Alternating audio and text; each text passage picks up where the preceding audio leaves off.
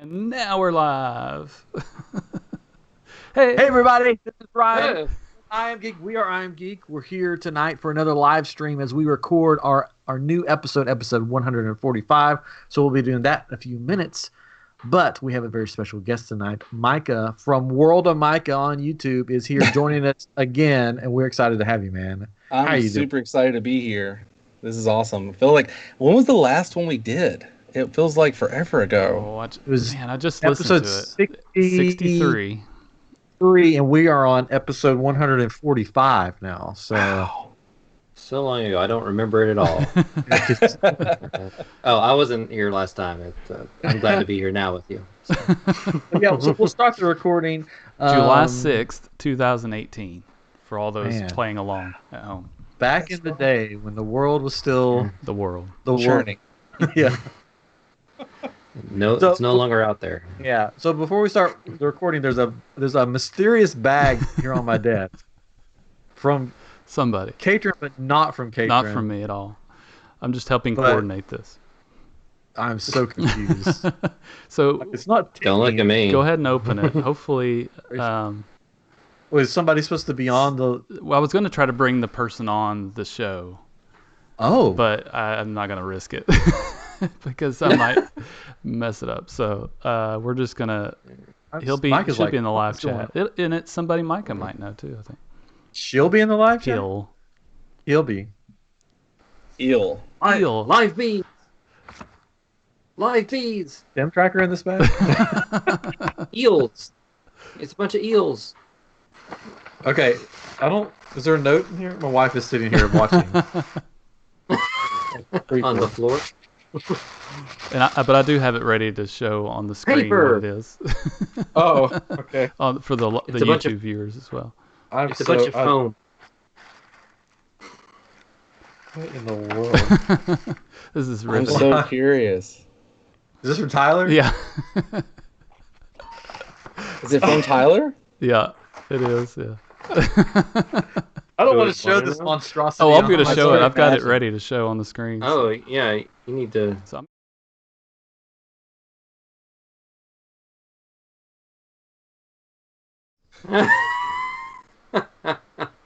It's a picture. I wish I looked that good. It's South by Southwest. Yeah. Don't you remember that, Ryan, when you were there? I don't remember going to the South by Southwest. I definitely don't remember. Ryan squared. I don't remember having my arm around the person who ruined Star Wars. So it's a picture of me and Ryan Johnson. So this is funny. Okay. All right, so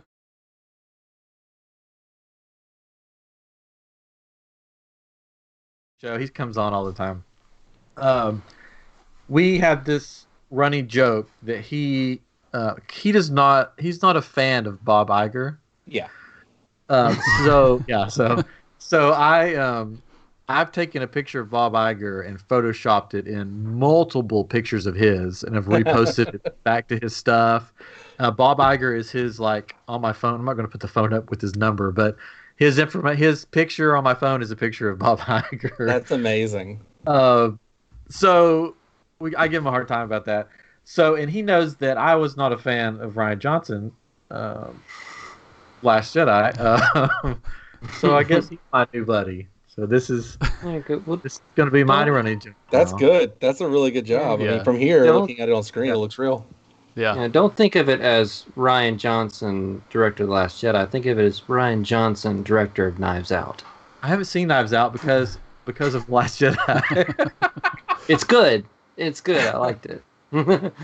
Here's why. I'll tell you this little backstory. Why I'm not a fan of Ryan Johnson, and then we'll get to the important stuff, which is Micah. Oh, come on. My brother and I went to Star Wars Celebration in Orlando last time I was there, where they were debuting the Last Jedi stuff. Yeah, and Ryan was there, and he came before all of us. He's like, I don't want you guys to worry. I'm making this for you, man. This is for the Star Wars fans, for the Star Wars universe. You don't have to worry about anything. But so don't worry. And I'm like, yeah, this is gonna be awesome. And then I saw the movie, and I'm like, what in the world? I have a similar tale with the latest Halloween, the Blumhouse Halloween. Like John Carpenter's 1978 Halloween is a perfect film to me. It is. I'm obsessed with that movie, to the point where like my wife and I, we were married, we were engaged on Halloween, and it's just a lot of stuff. And like we've gone to Pasadena several times. Yeah. Every time we're in California, I'm going to the filming locations. I'm going to Laurie Strode's house. I'm taking the same picture. It's a bad obsession. And when the whole Blumhouse thing, and they were like, we're making this for Halloween fans. Jamie Lee's on board, and they're like, we got Nick Castle, the original Shape, and all this stuff. I'm like, this is going to be awesome. It's like opening night. We're there. I've got popcorn, large drink. And first things, these people come in and they sit next to me and they're just plastered. They don't know what movie they're in. They can care less. And I'm like, okay, here we go. Then the movie starts, and I remember just the opening where the guy's sitting there holding the mask in front of the Shape, and he's just like yelling at him to try and say something. And I just looked over at Abby, and I was kind of like, okay, that's strike one. I don't like that. Then like the whole podcast thing, I didn't really like them. Like, I don't know. There were just so many things. At the end of the movie, I was like, I could count on my hand more things that I did not like than I did like. Yeah. And I feel you on that. Like, it's like they hype you up and you're like, that guy understands me. He's doing it for me. And it didn't work out that way. But I'm opening this new one with Anthony Michael Hall, and they're getting Kylie. I can't remember her last name, but she played Lindsay Wallace, little Lindsay Wallace. Yeah. And they're getting some of the original people back. It's going to be interesting to see Anthony Michael Hall, because he was not an original cast member. Yeah. He's playing little Tommy Doyle in the new one. So, and Jamie Lee Curtis is apparently back. So we'll have to wait and see. Yeah, but I saw the new one and I was sort of like, dude, it had some cool moments, but like the whole thing of him just like the thing about him being the boogeyman, and I could go on a long tangent about this, but like he didn't really Michael Myers had no reason to just kill people. Yeah. So this whole like him walking around that street in Haddonfield, going in people's houses and just randomly killing them, that didn't need to happen. Yeah. He was the boogeyman. Like when he went in Halloween Part 2, and he went up to the Elrod house and took the knife from the lady making the ham sandwich. He didn't kill her. He could have easily killed them both. Yeah. But he just scared her because he left the blood. Mm-hmm. And that's what he is. He's and that's like the whole thing. But anyways, I love Halloween, the original. I got the opportunity when the first year they had it at Halloween Horror Nights to walk through it by myself. Yeah, it was fantastic. But I saw they invited me. I saw the movie in the theater there. Yeah, and then when they went through, they're like, "Did you bring anybody with you?" And I'm like, "No." And they're like, "You get to go through it by yourself, man." Nice. So there was nobody in front of me. There was nobody behind me. I have a similar story, and it's you probably agree with this. Like one Halloween night, Abby and I, we did the same thing. We went and saw the movie at Universal City Walk because they were showing it, and then we went to Horror Nights that night because they had the house, and we did it right after. And I was like, "This is the best Halloween ever" because it was on Halloween night. Yeah. Then when they did Hell Comes to Haddonfield, the second version that they had over in the back area, this wasn't when they had the house facade. This was Halloween 2, Hell Comes to Haddonfield. Yeah. We went one night, and I can't remember why, but when we went in, I guess the house had recently closed down for something, and they reopened it back up. And so we went in, and it was just us. And I was wearing a Halloween shirt. And one of the characters, who was Michael, he came up and just followed me, and he actually gave me a hug. And like gave me a high five, and it was really cool because he could see I was generally like awesome. During this walkthrough, I wasn't paying attention to the scares. I was like going up and reading the little things on the wall and looking for all the little Easter eggs, and they could see me getting genuinely excited. Yeah, and they're probably just like, this poor kid. That's awesome. Yeah, it was funny when I went through. I think I scared one of the Michael Myers because they didn't know somebody was coming through, and I'm walking, and he comes around the corner, and he did one of the jerk backwards, and I started laughing. I was like, "That's so funny." I scared this big dude in a mask with the butcher knife. But yeah, man, I love that movie. It's so good. I didn't get to do the one in Orlando, but I was in LA when they had Michael Myers. But we did the backlot tour. Yeah. Which was really cool, and it was like it almost became a mashup because you could see the Bates Motel up on the hill, and they hung up all these like white sheets on these clotheslines around like the actual rooms for the Bates Motel, and you could see his shape like going in and out of all these like white sheets and stuff. Cool. It was fun. He'd like pop out of the hotel rooms and stuff when people walk by them. It was really cool. That's amazing. So now I got to decide where I'm going to put this thing. I mean, there's a trash can down here. You should put it with your Star Wars collectibles. Yeah, I mean, it's a collectible. You should put it right with your Star Wars collectibles. Baby Yoda can hold it. Tyler Dean's a fantastic man. It's funny.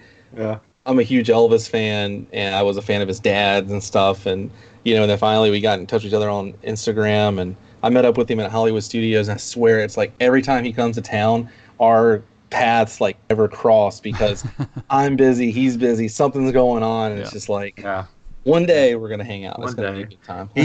His dad is coming on to do a show with us on Sunday. Oh, I'll have to tune in. We're going to talk all about Elvis. That's the first announcement here. So there's people watching right now. Don't forget we're on. Sorry, I forgot we're on. We're just chit-chatting. Ronnie McDowell is going to be on Sunday afternoon. We're still setting up the time. He's going to come on, and he asked me what the show was. We said that iamGEEK is for the geek for everybody. He goes, well, I'm a huge Elvis geek. Let's talk about Elvis. So he's going to come on, and he's just going to tell stories. And man, he's a good man. Yeah, it's going to be a cool time. Yeah. A reason I found out about him was when I was a kid.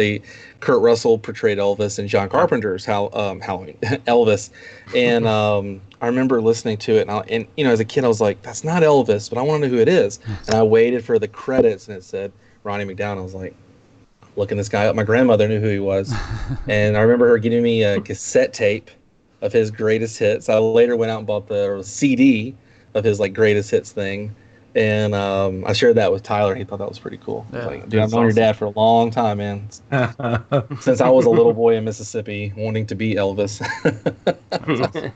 Well, we'll have to get you guys connected. Maybe we can have you both on here one time. That'd be cool, man. Yeah. I think the last time that we were there, because Tyler and I went together in December to Disney World. Yeah. And we were thinking about trying to get a hold of you, but it didn't work out. That was a fun time. We just sort of met. He flew down from Nashville. I flew from Texas. And I tell you what, man, it seems like I'm never busy, and then all of a sudden, I have friends come in, and it seems like everyone decides to come in at the same time, and I'm juggling. It's so crazy. I'm just I'm sorry, I'm not that busy all the time. You guys just decided to come in when my mom's in town, my dad's in town, all these people are in town. That's usually how it goes. Well, cool. We do have we got a few people on here. Hi, everybody that's joining us live. We are an hour early, so there might be some people trickle in. I tried to put it out there. People get time zones confused.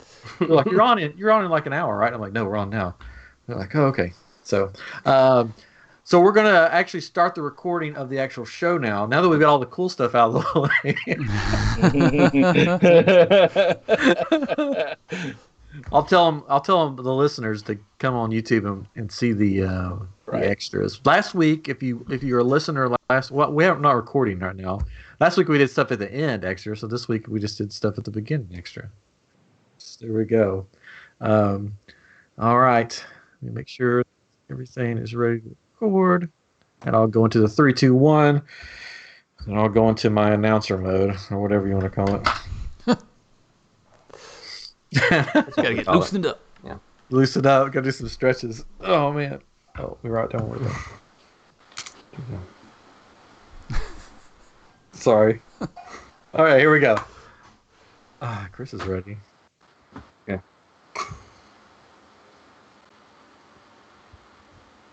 Hello and welcome to iamGEEK, and this is episode 145. I'm Ryan. I'm joined by my brother Chris, our good pal Katrin, and a very special guest tonight. He was on episode 62, 63, somewhere in there, and he's back for episode 145. It is Micah from World of Micah. How are you doing tonight? I am doing fantastic. Normally at 10:30, I'm pretty tired, but with everything going on in the world, my sleep schedule's just been crazy. So I can hear you. I've got a 2-year-old and a 5-year-old, and they think that I should never sleep, and so I don't sleep. Right. At all. Yeah, they're up to like they'll wake up and I'll be up to like 3 a.m. or something, 4 a.m. with them. So fun times. If you're a listener and you haven't seen us on YouTube, check us out on YouTube. iamGEEK Show. Just type that in, and we'll pop up because you missed some stuff. you missed some stuff tonight. We started a live stream because we're live streaming this right now. There was some things. And, there was some stuff that happened before we hit record for the podcast that you may want to check out. Tyler Dean, you're on my hit list now. Skylar Dane. Yeah, Skylar Dane, as he likes to be called. He sent me something. The listeners can't see it, but well, that's why they need to go to YouTube. Every time I look at it, I throw up a little bit more in my mouth. Oh, that's nice. No, I'm just kidding. Tyler's a good buddy of the show, and I give him a hard time about his love/hate for Bob Iger. And mostly just hate. And he knows that I'm not a big fan of Rian Johnson, Last Jedi, so he sent a picture to me with Rian Johnson holding each other tightly. Yeah. It's adorable. It is adorable. As it should be. Wow, oh my goodness. I'm looking at this picture more. I have a hat on that says directed by Rian Johnson.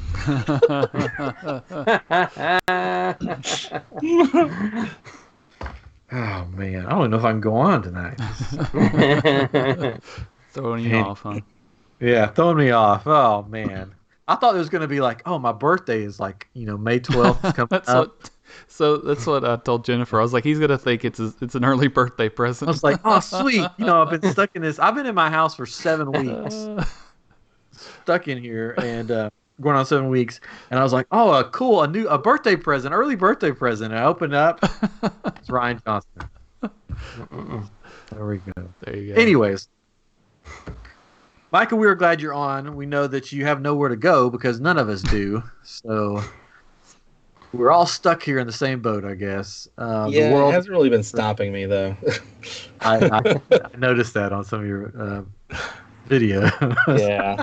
But you're doing it safely. I'm doing everything safely. That's the thing. Like, at first, people were, like, losing their minds. They, like, saw me out, like, driving, and I'm like, guys, you don't understand. Florida, you can drive in Orlando and go places and film the stuff I film, and I won't see a single person. But I'll bring, like, my mask and... I have hand sanitizer if I come in contact with anybody. But honestly, like, I just use it as time. Like, I go out and film for, like, takes me 30 minutes to an hour to film, like, an entire thing. Because before I go out, I make sure I have everything completely planned out, where I'm going, how I'm doing this, each shot set up, what I'm going to say, blah, blah, blah. And for the most part, everything's been kind of going according to plan. And so, like, I get there, do my thing, get back in my car, and I go home, and it's like I just did what most people do, getting out and doing a 30-minute walk, except I'm usually just in the same area. Yeah. Yeah. So it really hasn't changed a whole lot, except for I've been not going to theme parks. Yeah. So that's the new thing. But hopefully, my plan with all this was, since I'm going daily with my videos, was to basically be like, hey, I don't only do theme park stuff, so I'll be gaining a whole new batch of followers this way. So it's kind of a blessing in disguise in a way. Sure. Yeah, it's. I think for a lot of YouTubers, this has caused them to expand their creativity and do more things than what they're used to. So I think it's a good thing. Dude, the thing about, I tell people all the time, Walt Disney World is the perfect backdrop for any video. You could sit there and talk about why you think spearmint is the best flavor gum, but if you got Cinderella Castle behind you, people are going to watch. It's true. And any theme park, they're made for the eye. They're easy on the eyes, So I think people are definitely going to have to think out of the box. And I think this is good, though. It's kind of testing some of the YouTubers out there, like, how creative can you get? There's been it's been kind of fun for me. We've been doing all kinds of stuff. I used to never show food stuff, and we've been making food at the house, and we played a board game, and Yeah, I saw that you made one of my favorite dishes. I guess you want to call it that. You made the Tonga toast. Dude, that's been, it's honestly, like, it's funny. That was like, Abby and I always talked about doing that at the house, and then actually doing it. It's really not that crazy. It's just all the Disney food we've made. The Tonga toast, we did the grilled cheese, everything Disney makes. There's so many steps that it's like, I tip my hat to those chefs back there because they're slinging Tonga toast every morning, you know, and those grilled cheese sandwiches you get everywhere. It's like those things. I mean, it's a grilled cheese, but they put some extra TLC in there, man. Like there's a couple of steps, and the secret was not to use butter. You use mayonnaise and garlic powder and a little bit of heavy whipping cream, and you mix it together, and you spread that on the toast, and when you put it on the pan, that's what grills it.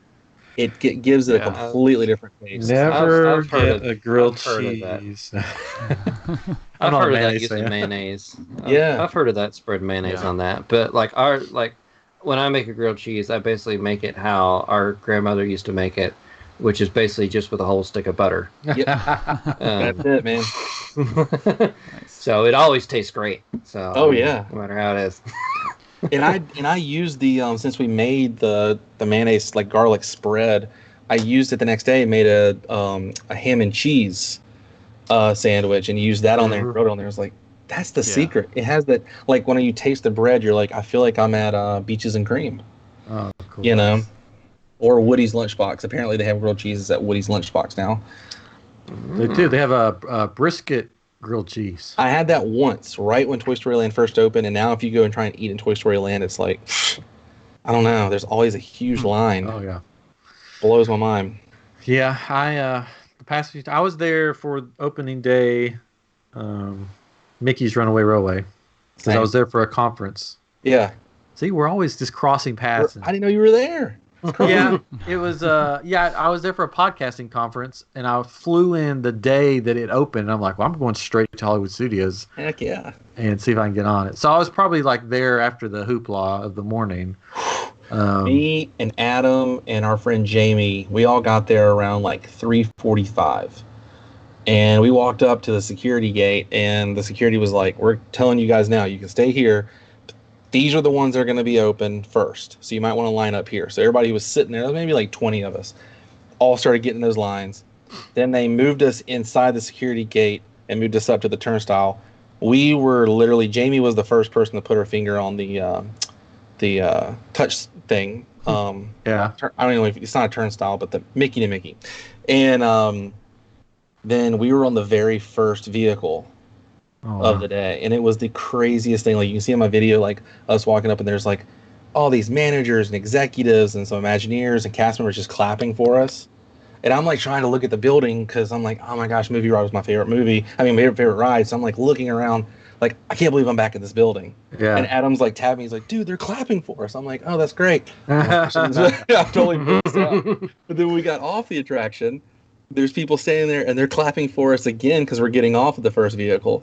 And that was just like, that was so cool. Like, they didn't give us anything or they didn't do anything like, thing like that. But it was like, to know that I was the first person on the first vehicle and my old home of my favorite attraction is something like you can't put money on. Like, that was just too cool.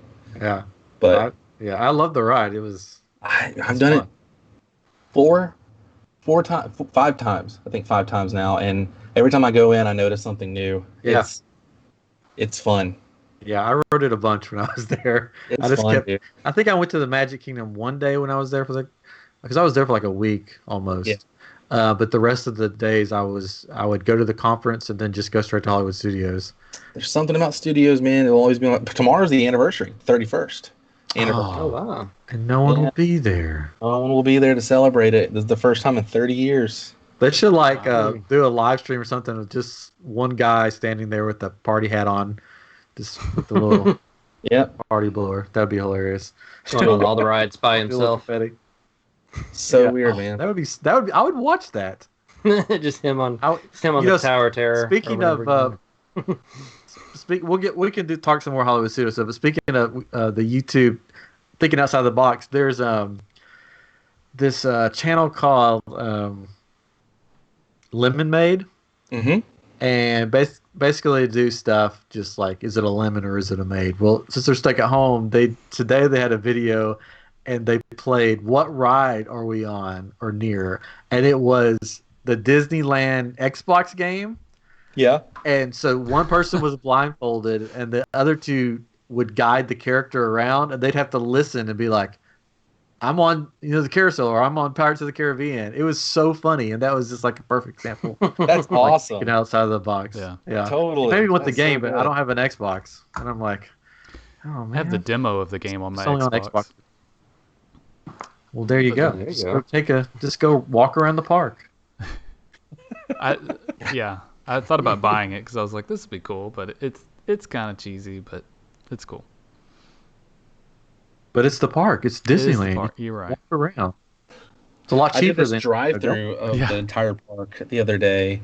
I went and drove through and just filmed. I knew it'd be easy to film while driving because no one's there, so I could physically just like stop. But also, it's weird. I'm driving like 10, 15. I mean, I'm not even putting the gas on. But if you watch the video, it looks like I'm flying. I don't know what cameras do when you're in the car, but it's like I'm going like 10, 15 miles an hour. And it's like, it looks like I'm going like 100 miles an hour on the property. But yeah, like. Yeah, I was watching it with my son, and he loves like police and security guards. And you mentioned, as you were driving past the gates, you're like, yeah, and there's a security guard. He's like, where? I don't see the security guard. He should show the security guard. I'm like, he can't drive up to the security. He goes, but I like the security guards, because he's like 5 years old. Right. Yeah, really they're just sitting there. They had. I remember like the first day it closed. Adam and I went driving through the property and we filmed it. And you could physically drive up to the gate, like where you pay toll plaza, but then after that they had cones, and now they won't even let you get up to the toll plaza. They have cones and they have OPD and they have Disney security, so they have like plenty of people there stopping people from even trying to drive up. Which is a good thing. I don't want anybody.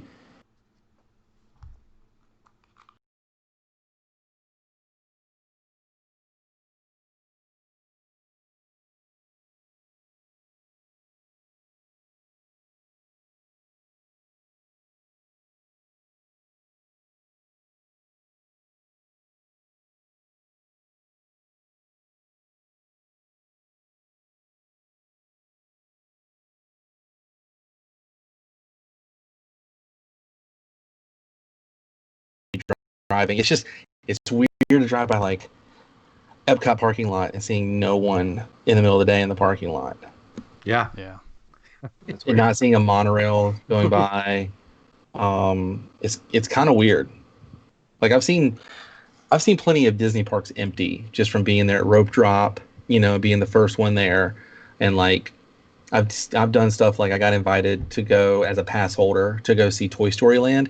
No one did it. I don't know why. It was me and maybe 5 other people in this one day. And they invited, because I talked to some of the cast members, they were like, yeah, we invited a lot of people. But I guess because it was the middle of a weekday, and it was like, you had to be there at like 6:30 to 7:30 in the morning. And they gave you these fast passes. You go in, and you could ride Slinky Dog, you could ride the Swirling Saucers, and you could ride Midway Mania. And they gave you a fast pass for all 3. Well, I used my fast pass for Slinky, and then I got off, and the cast member was like, do you want to go again? I was like, yeah. I had the whole car to myself. It was amazing. I rode it like 6 or 7 times, and I didn't even ride Swirling Saucers because I was like, no, I can ride that anytime. I'm not going to waste the day on that, because I wanted to film the emptiness. And then as I was leaving, you saw people at the turnstiles waiting to get into the park. So it was cool. Like the sun was up, and it was like, this is so weird. I don't know why people didn't go to that. I enjoyed it. Yeah, that happened to me on not Flight of Passage. What's the other ride in Avatar? Na'vi River Journey. Na'vi River Journey. It was like right after they opened, and it was like extra magic hours or something. Yeah. So I was the only one in line, and I got on the boat and went around by myself on the boat. Got to the entrance, and the guy was like, "You want to go again?" And I'm like, "Sure, why not?" And I went around again, and he goes, "You want to go again?" And I'm like, fine, that's fine. And then I went around again, and he was like, "There's still nobody there." He's like, "You want to go again?" I'm like, "I'm good." Yeah, yeah. Three times is enough. He's like, "Okay, man." Kind of rude at that point. Yeah. Start taking a nap in there then. Yeah, it was very relaxing though, because that ride's relaxing anyways. But having nobody else, you're just sort of like, oh, just taking in the scenery and the music. One of our friends from Disney World is on here. He works at Hollywood Studios, or he did. I don't know if he's going back or not. But he said that the cast members got train whistles. All of them got train whistles when Mickey's Runaway opened. That's awesome. Yeah, it's cool. Hey, Winchester, how you doing? I met him, and he worked on Batuu. And I met him there on my last trip when I was there. The main reason I went for the conference, but I wanted to show off my Darksaber that I made. I don't know if you've seen pictures of this, Micah. I might have. You might have? I might have. I don't know. Oh, yeah. I'll show it to you. The thing is, like, I only follow on social media stuff. I only follow certain people, and you guys are one of them. And a lot of the things I follow is like hashtags on Instagram. I like doing that because you just type in like hashtag like MGM Studios, and then anybody who posts with that hashtag, you'll see the photo, and you kind of can weed out some cool stuff. Yeah, our listeners are probably going, not this again. So I have a couple of Savi lightsabers, and they were both gifts, which is funny. But I decided I wanted to make a Darksaber. Yeah. Or my version of a Darksaber. So I made this thing. There it is. You did that? Yeah. That's incredible. Yes, sir. So yeah, all it is a sleeve that I made that can go over. Oh wow! So it could go over any lightsaber blade. That's amazing. I was kind of trying to like looking at it through the computer. I was like, how do you do that? I thought you would have painted it and then like cut out. That's what one person thought. Yeah. Dano thought that from Dano. Yeah, Dano, that guy in Star Wars, man. Yeah, he saw it and he was like, "I'm making me one," and he like painted his blade and everything. And then afterwards, I was like, "Dude, it's just a sleeve." He goes, "What?" Yeah, well, he completely took it apart, like took the insides out. That was interesting. It looks cool. And then I made this. I'm sorry. What do I do? Ryan's got to show all his toys. Yeah, I made for all you listeners out there. Yeah, I don't have an elemental lightsaber. We'll cut this out. But I wanted to do something for like Earth Day, so I made this blade. So it looks like a vine going up a wooden thing. So I painted it to make it look like wood. That's awesome. So I debuted that on Earth Day. It was pretty fun. Okay, I'm done. I will say those look better in the dark. Yeah, like they look. If you really, look at the pictures you have, they look really slick. It's kind of weird when you have lights shining on it and it's light, but they look really cool in the dark. Yeah, when I took the Darksaber to Batuu, and people were going bonkers. I thought maybe people would be like, "Oh, that's cool," but people were going insane over it. I had like PhotoPass people following me around, like running me down, taking pictures, and saying, "We've got you on the wall backstage now," and all this stuff. That's awesome. That's so cool. You're never allowed to enter again. You're on the wall backstage. That's but speaking, so I guess this could be the sponsor for the week. Why not?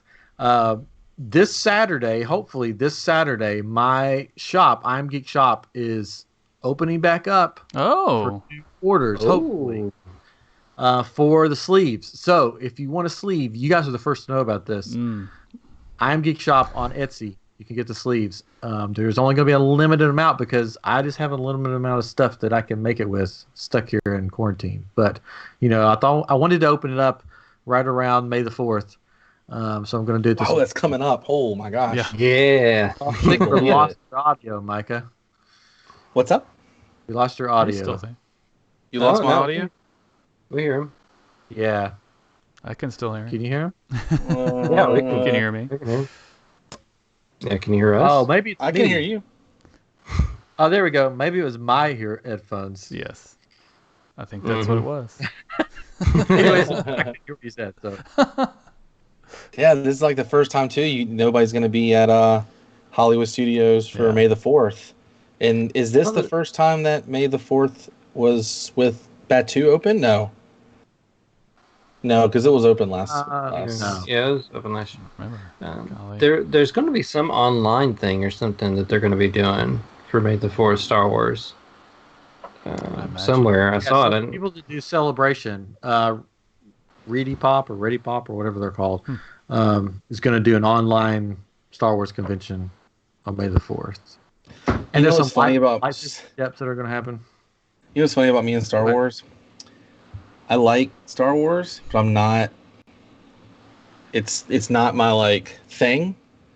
So people always are like, "Why didn't you go to the opening of Batu and Galaxy's Edge and everything?" I'm like, because I'm just one less body that didn't need to be there. That someone else who's a big fan could be there. That's my excuse. Is what I tell people, because I'm not. It's just not my thing. Now if they had they opened like the the magical world of John Carpenter's Halloween or the magical world of Back to the Future Land or something, it'd be a different story. But yeah, I don't know. It's always so weird because I get some weird reactions being a Disney guy and not, Yeah. Well, everybody's got their own things. Yeah, I don't own anything Star Wars except I have the first 3 on DVD. My wife's a big fan, but she's not like one of those outward fans. Like people come to her and they're like, "Oh, I love your tattoo," because she has the Rebel Alliance tattoo, and she's like, "Oh yeah," like she forgets about it. And it's so weird, man. Like, especially living here in Florida with all this stuff, like you see Galaxy's Edge advertisements everywhere. And I'm the same way with Harry Potter too. It's like, I've seen them all, they're cool, but I'm not. I mean, I don't have a wand. I don't. Yeah. It's just never been my thing. I don't know why. I guess I'm just not a true nerd, man. Right. Let me write a note here. Don't talk about Star Wars any. No, Star Wars is cool. It's so cool. When I see stormtroopers walking around the park, I'm like, that is freaking cool. Like, it's so cool to me. I love Darth Vader, and I always loved watching them as a kid. Like my dad and I always bonded over that, and it was so cool. Like collecting, finding the old action figures. So I remember us going around and finding like the old Kenner, like the old school, ones you find like garage sales and stuff. Because people were just, Star Wars. I mean, this was around the Episode 1 era. People were all about the newer stuff when I got into it, and I don't know, man. Like when I see stormtroopers and stuff, like it's definitely eye candy. It's cool. It's like that looks awesome. Like I get it. I get the whole fandom. It's just not. I don't know. Yeah, the stormtroopers are made for this thing going on. So maybe when the parks open back up, there'll be stormtroopers everywhere because they have the outfit for it. Sweet. They have the face protection, respirators, and everything. Yeah. Sweet. Yeah, that'd be cool. So Tyler Castle. Yeah, I'd go for that. Tyler Dean is on here now. He's on the live stream. Tyler Dean. I was gonna try to bring him in, and I just didn't want to risk it in case my computer decided not to handle all of those faces at one time. So we'll have to try it sometime. But I feel bad. He was looking forward to being on, but. Yeah, we had a few comments. Batu Day is May the 4th. This is from Winchester, and it is the first one. Wow. So that's exciting. It feels like maybe so. Because it didn't open till the fall, right? Or I don't remember when it is. I don't either. It seems it's all a blur. It's this whole past year has been blowing my mind with everything. I can't keep up with dates. Was the LA one open? Yeah, because it opened in it wasn't open in last May. Yeah. There you go. Wow. Or was it was Memorial Day? Was it Memorial Day at Disneyland? Does that sound familiar? I'm gonna get on my trusty cell phone. We have here. a You way guys, to find out. year is it? That's the sad thing. We're sitting here guessing like morons. Where am I? That too. I mean, it'll probably pop up here in a minute. Okay. All right.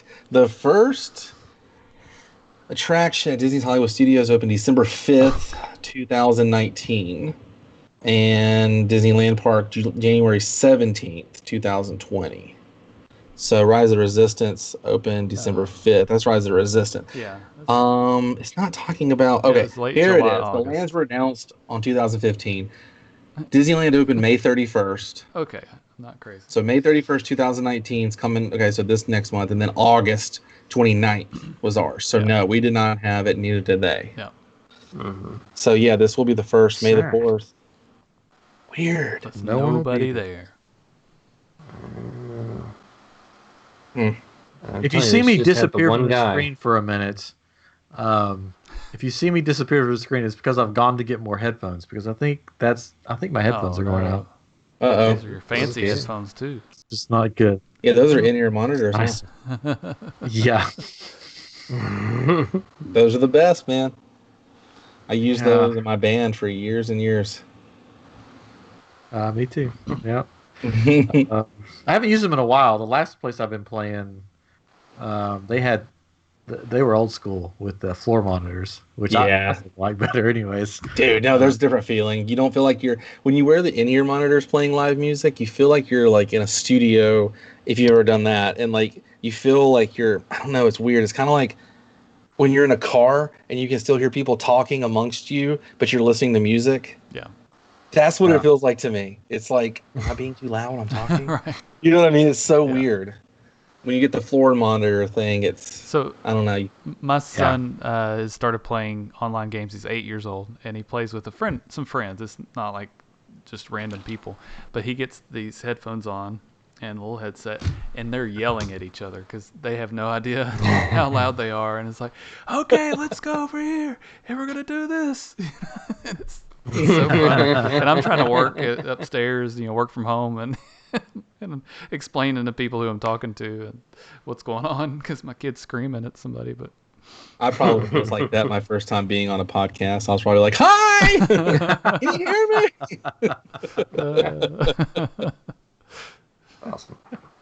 Yeah, I don't know how loud I'll talk, and then sometimes I'll take an ear out, and I'm like, "Oh, I'm talking so loud because it's all muffled." Yeah. So you mentioned Oh, go ahead. Oh no, sorry. I was just saying I have no clue either. No, I don't need to talk. It's fine. No, we know you have no clue. It's okay. It's fine. It's fine. Just go on. It's okay. I was going to ask that you mentioned your wife. Just keep talking. Yeah. The last time you were on. Ask the question. Yeah, go ahead. You weren't married, but now you are married. Yep. How has life changed? And there's only one answer for this. So if she listens, especially if she listens. Dude, I'll tell you, man. Abby and I, we were together for 5 years before being married, and then getting married. It's just kind of like I told her. I was like, I already felt like no weight on my shoulders already with how comfortable in our relationship and how awesome it is. But once you get married, it's just kind of like. Cool. Now I can it's like we went and bought a couch the other day, and it was our first time ever buying couch together and buying our first piece of furniture. Wow. And it was the coolest thing. It's so cool to have those little moments, those little adventures. And then today we got our keys to our new place, and we went in and just looked around, and I was like, this is ours. We can do whatever we want. We can put a poster here, we can put something there, we can do this is ours. It's so cool. And I don't know, man, I recommend being married. If you haven't tried it yet before, 10 out of 10 would recommend. It's cool to be married to someone who here I am at 11 o'clock at night doing this kind of stuff, and there's oh yeah, go have podcasts. I'm like, hey, the next 3 days I'm going to be packing and stuff, so I'm going to go out today. And I went and filmed 4 episodes for the next 4 days. Wow. And she was like, go ahead, take your time. She's totally cool about that kind of stuff. Good. Yeah. And, you just, I don't know, man. I've seen a lot of different relationships and stuff who don't have a a good balance, and we've always just seemed to have a good balance. So life has definitely changed a lot, but it's definitely changed for the better. She's awesome. That's cool. That's cool. I saw your latest video today, the current state of Legoland. Yeah, and I think this is the first of its kind on YouTube. Somebody goes to a theme park that they've never been to before and does not go in the theme park, but films the outside of the theme park. That was literally in my head. I was like, here I am. I was in the area because I was doing the other episodes, and I was like, oh, dude, Legoland's up here. I was like, you know what? I'm just going to go film the perimeter. I don't even know what it looks like, because the last time I was at Legoland, it was, like I said in the video, Cypress Gardens. Yeah. And my grandparents lived in Lakeland at the time when I was a kid, so we used to come here on spring break. We'd go Disney. We'd do a day at Universal, because back then you didn't have Islands of Adventure. So you needed one day at Universal, and you got to do everything. Like, no one was there. It's crazy. Yeah. And then we would do, like, MGM, Epcot, Magic Kingdom, and then we would do a day at Cypress Gardens.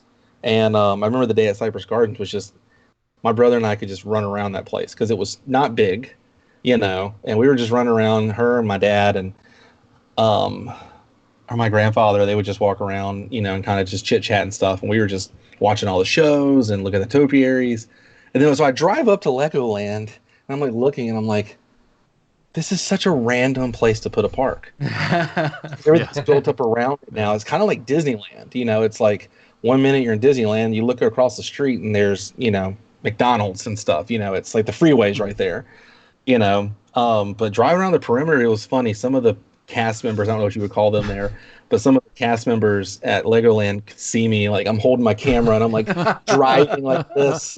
I'm barely inching through the property, and I'm like filming around this perimeter fence. There's one guy in the golf cart was just like, he's like, oh yeah, that guy's probably doing YouTube or something. People are cool with that kind of stuff, like you see, I don't know, you get different reactions. And then you get some people, like, you drive around, you start filming, they're like looking at you like, like, what are you doing?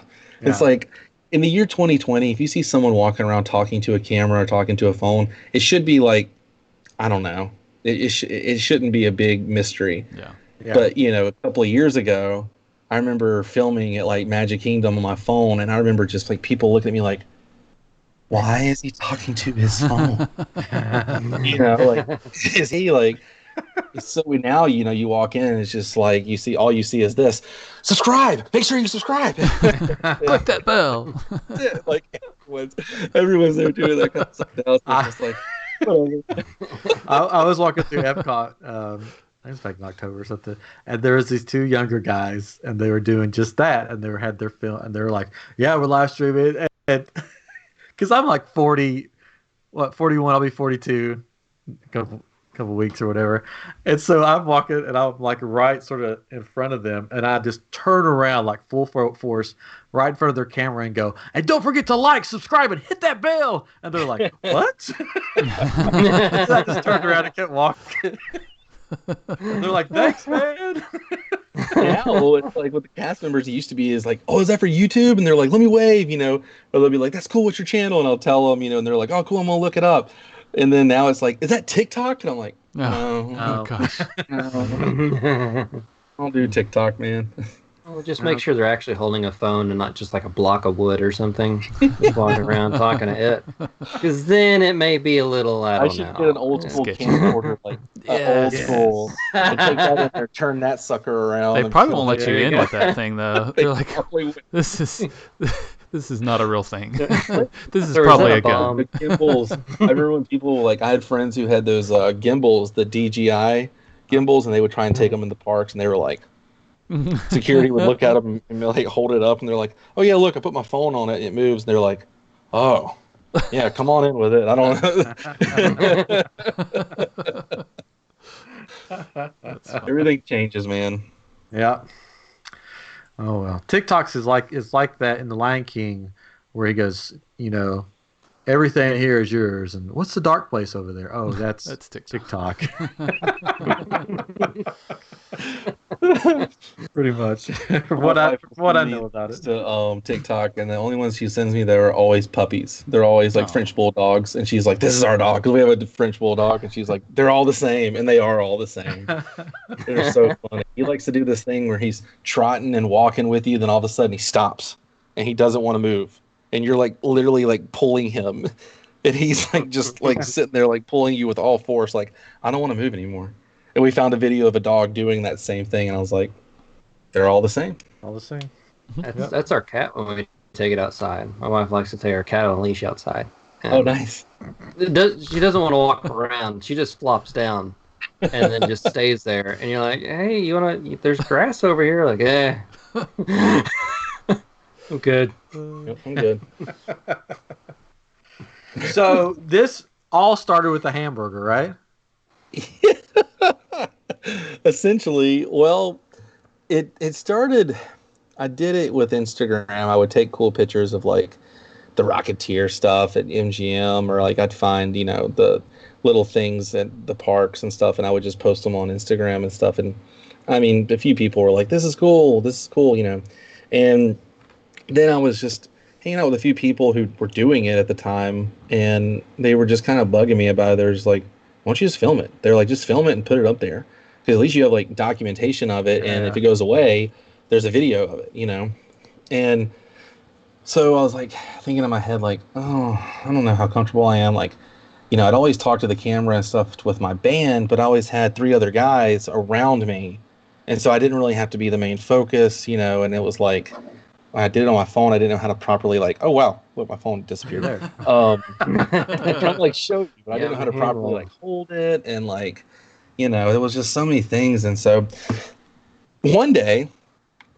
randomly, I was thinking about going and trying that new Whopper. At the time, the Halloween black Whopper, where they took the bun and it was like black, like Worcestershire sauce and all this kind of stuff in it. And everybody was talking about how it like made your poop turn green. And I was like, well, I'm not going to talk about that because I don't want, But I was like, I'm going to go try it. And what I'll do is I'll just go and film. I'll be in my car, so that way I'm not being awkward around a bunch of people. And I'll film it in my car. I can, splice it up and go and try the burger and talk about it. And then I can go home and put the footage on my computer. And if I like it, I'll release it. I never intended to release it. But I was like, well, this burger thing is kind of a big thing right now. Maybe I can just put it up there and, people stumble upon it and watch it. And, it turned out to be okay. I was like, the footage is pretty good, I guess. I don't know. And I just threw it on there. And then I went out that same day and filmed, like, I went to the House of the Future from Kissimmee on 192. I went to this old school in Windermere, Florida. And then I went somewhere else. I can't remember. And I had like all these videos lined up, and then I sent them over to Adam, and I was just like, "Hey man, will you check these out, watch them?" And he's just like, "Yeah man, everything's good, like the more you do it, the more you practice, you'll become, more fluent with it and stuff." Like, because when I first started, I was talking so slow, and it was just, I don't know, I was doing like a 1.5 minute videos and stuff, and I was, and I'd go out and like, oh my gosh, I spent 30 minutes doing that 1.5 minutes, and and then I don't know, man, it was just one of those things. Like, I never intended on it being like my main thing that I do all the time. It was just kind of like, yeah, when I go to the parks, I always went to the parks at least once or twice a week.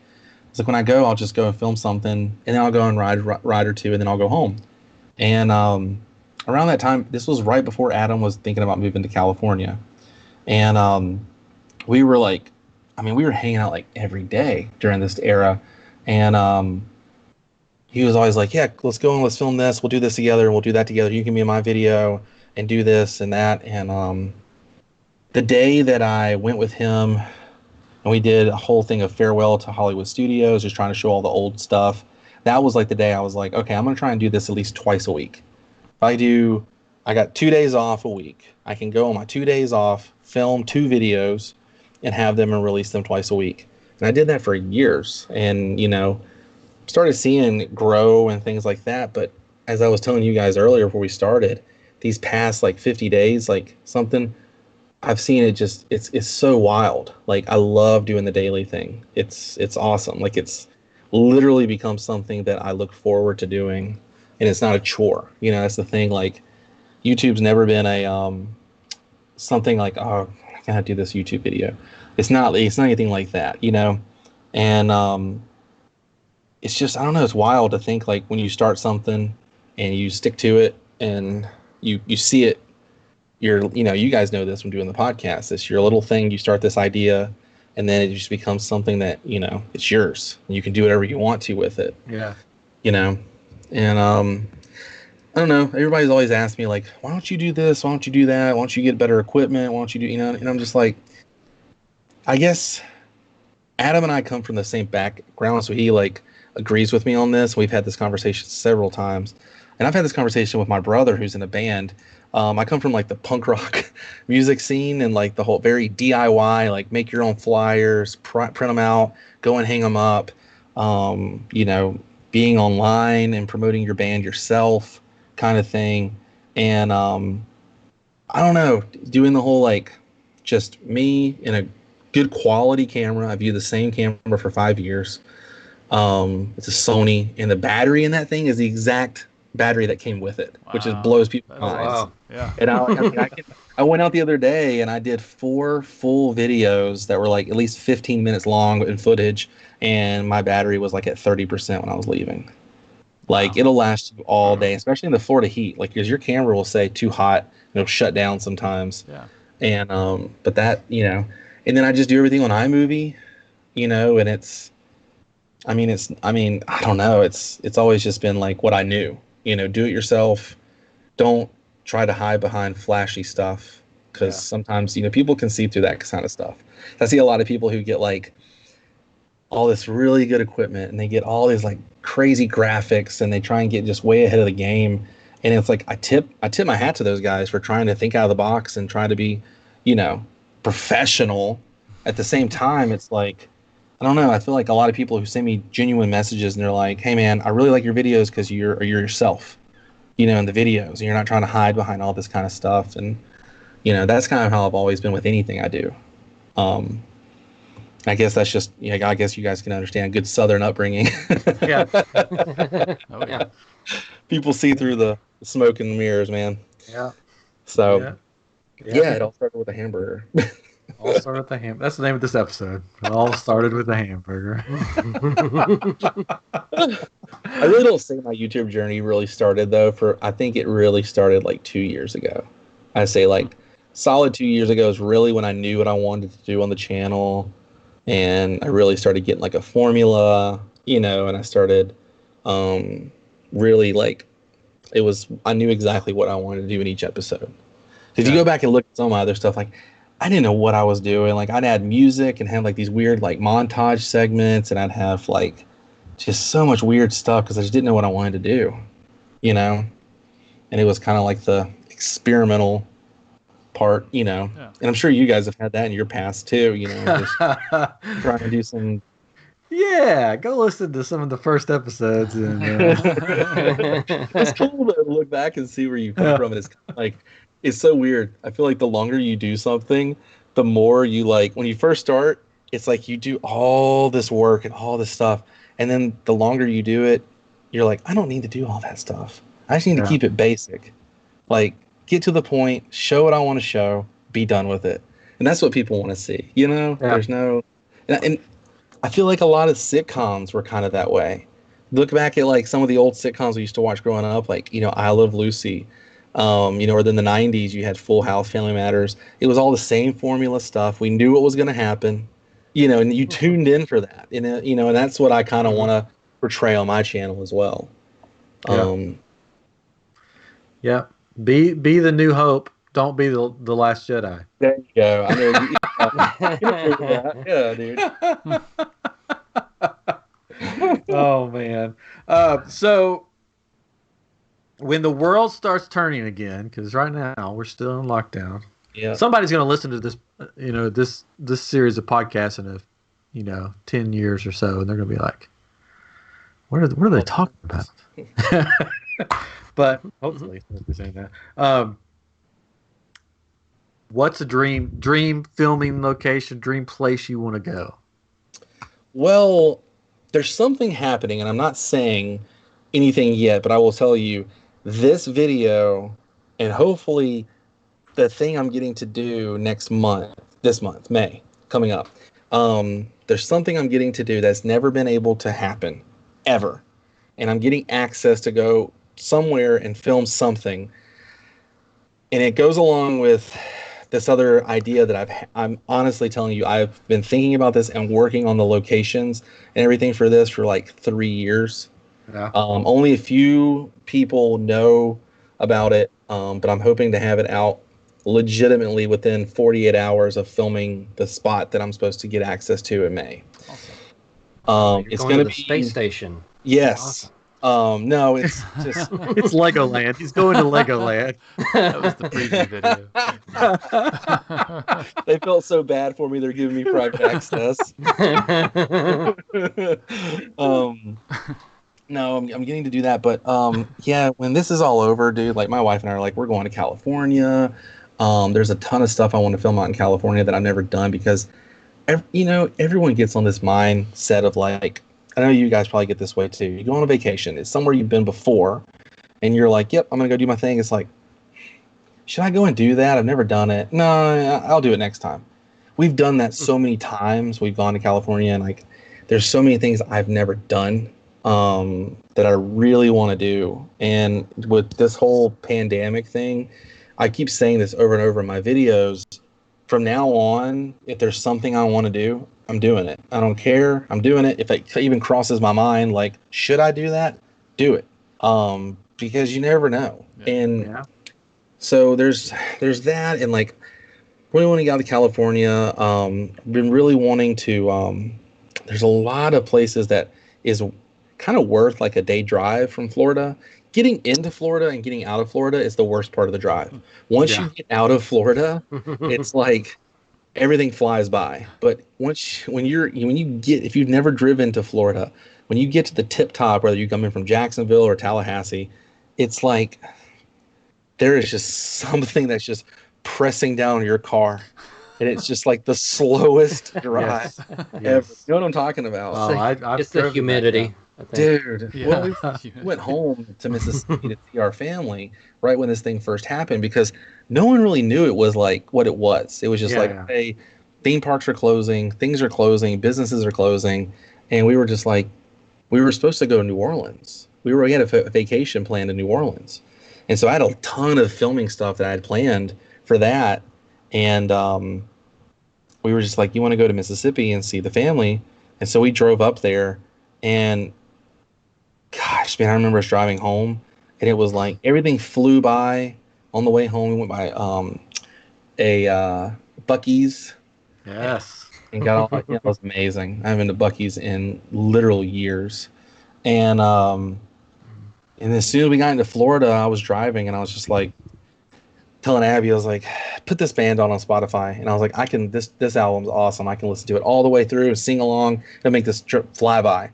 By like the fourth album, I was like, how much longer do we have? And she was like, you got an hour and a half. And I was like, this feels like forever, dude. Like, oh my gosh. But yeah, I don't know, man. I'm going to be going to California hopefully soon. And I don't know. I feel like the sky's the kind of the limit right now with doing stuff because we've been talking about doing another cruise. We've been talking about doing a ton of stuff that we just want to do. And we always talk about doing it, and we never really do it, And with this whole lockdown thing, it's definitely made me change my mind on stuff. And I'm sure with you guys, Yeah, we have a trip planned for October to come to Disney World. Katrin and both of us do to go together, and it's like it's up in the air right now. What's it going to be like even by then? I mean, this is me being optimistic, but they're already starting the phase 1 in certain states, and I think maybe the theme parks will open up in like June or July for like Florida residents, as a part of phase 1. That'd be kind of cool, or phase 2, whatever it is at that time. And then maybe, because you got to think, man, September and October and December are September, October, November, December. Those 4 months are like the busiest months, I believe, for the parks more than summer. Summer, you just have more people. Like during like July, just like a ton of people there. But like from September to January, it's like a madhouse because of Halloween Horror Nights, Not So Scary, Very Merry Christmas Party, and it's just everyone goes to the parks for Christmas. And, and so I'm thinking like that's really what they're trying to like push, to get back open and stuff. So people are always like, I don't think Disney's open until next year. And I'm like, nah, they'll open. Dude, I think it's. Let me tell you, this is the first time they've closed in 50 years, and so it's like Walt Disney World, and it's like I don't know, man. I think if they can even let at least just premium pass holders or something come in, they'll have us come in because once people get in there, dude, they're gonna be. Look, I'm getting a Dole Whip first thing. I'm getting a Dole Whip. I'm getting popcorn. I'm getting everything that I've wanted to have, and that's another thing I tell Abby all the time. Dude, I used to go in the parks all the time, never buy anything. I go in, film my thing, go home. Now it's like I would give anything to walk on Main Street, grab a Coke and a popcorn, and just sit there and look at that castle. Yeah. Like I don't have to ride anything. Take away the rides. I don't care. Yeah. Like. Just let me sit. I just told her the other day, too. I was like, I would give anything to sit in Hollywood Studios and just listen to the music and be there and just see the architecture, Yeah. I think certain people, some people wish to go back to their old ways, but I feel like a lot of us will start to really take in what we experience, start really looking at things differently, safely, too. I mean, me... I can't tell you. Like, I get in my car, I go, I scan my Magic Band, I put my finger on the thing that everybody and their moms put their finger on. Yeah. I go and I'm like touching stuff on the walls. I'm looking at merchandise. I'm grabbing all this stuff. I'm wiping my face, I go and get Starbucks and then I'll go and walk around and some more and I may get something to eat and I'm like sitting there eating and I'm like, I didn't even wash my hands. I don't care. Like that's just, yeah. So I think things are going to be different, for sure. Yeah. But yeah, they put their, I guess the guidelines. I think I have them pulled up here. For reopening, so they're supposed to. They're going to be tape on the ground 6 feet apart. It's what I think one of the weirdest things is going to be see is all the cast members in face masks. Yeah. Instead of their smiling face. Instead of their smiling faces, we're going to see face masks. Well, they just Disney just put out like a bunch of Disney face masks. Well, of course. That you can wear now. So they'll probably be wearing all those. You can get like a Stitch one. Where can I get one like that? One with Mike Wazowski. Well, as a matter of fact, right over here. Yeah, right over here. Maybe they'll do. Maybe the costuming department there will do like themed. So if it's Haunted Mansion, maybe it'll be like the Haunted Mansion wallpaper for them or something. That'd be kind of cool. That'd be cool. That's We talked about death mask with a big nose. Just walking around. Like, we talked about that. Character meet and greet should just be they should be in big, huge snow globes. And you just walk in and you stand beside them in a snow globe. And then at the exit, you could buy a miniature snow globe with them. I think, honestly, realistically, I think what it's going to be is you're going to walk up and Mickey and Minnie or whoever you're meeting is going to be standing in a spot and they're going to have taped a line and you come up and you can wave, Mickey, and they'll give you a wave and everything. It's going to be kind of sucky because you can't get that hug. And that's a really good hug. Yeah. And you stand on that tape and then the way they'll take the photo, it'll be looking like you guys are right next to each other. You know how they can do that. Yeah. And I think that's literally how it'll be with the angle. And they'll tell you like, hey, stand here and take the photo. You're on one green screen. They're across the room on another green screen. It just puts you together. There you go. I have a video of us at Chef Mickey's, and my son is kissing Pluto on the nose, and it's like, dude, it's not going to happen anymore. Not anymore. When you think about it, it's like, oh my gosh, why did we do that? That's a normal thing. I see it happen all the time when I'm at the parks. That's because they can make the nose move, Mickey and them always we'll do a little movement thing, and the kids come up and they grab that nose, Mickey's nose. It's so funny to watch. The same kids have been licking the rails the whole day. Gosh. That's the thing too. I think about this. Think about the number one thing you do besides pulling down your lap bar, pulling that yellow strap. Yeah. You know, like everyone touches that yellow strap. You know, so I don't know, man. Honestly, like, it's gonna be crazy. I think but also think about this though. We've all been under quarantine, so everyone's been kind of away from each other, flattening the curve, as they say, and keeping the park. No one's been at the parks for this long, so they're keeping it clean and stuff like that. So I think once everything opens back up, it might be safer. I don't know. I'm not a doctor or anything. Yeah. But I think our immune systems are not getting. They're gonna be low. Help. Because like that's one other reason why I've been getting out. Like I have terrible allergies, and so it's like murder for me to go out. But I'm like, I'm not gonna sit inside. And lose this like immune system buildup that I've had living in Florida, and I don't know, man. I've been safe, been wearing a mask when I'm around people. There's so many people that would leave Disney World and come home with some sort of weird illness, because there's so many people that come in from different countries and different walks of life that take care of themselves differently, and so that's going to be interesting. But it's like, I don't know. We're just not building it up, I guess. Yeah, we go on Disney cruises like once a year. We'll go on a Disney cruise. Oh yeah, right. Like we rarely go to the park. Like me and my wife love to go on the cruises, and we have one scheduled for January, and I don't know what it's going to be like when we go on, because like I feel like you'll get something on those anyway. Like even without like a pandemic virus going around, you're going to pick something up on the cruise. Yeah. So it'll be interesting. With a cruise, though, I feel like they can like really implement the social distancing thing as well, though. Yeah. Yeah. But I feel like with Disney, it's just going to be like when you walk in, it's going to be a one-way kind of thing, and you have to exit on this side of the street, and things like that. It'll be different, it'll definitely be different, but all in time, I think this too shall pass, and one day we'll look back at this, it's kind of like I was actually talking to my parents about it, like after the whole 9/11 thing. Like I remember being just terrified to be in the airport. Like I did not want to step foot in the airport. I was terrified as a kid. And, now it's like, it's no big deal. I don't even remember what it was like back then.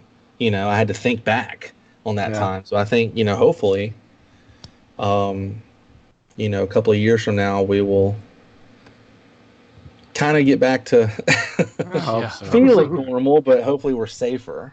Yeah.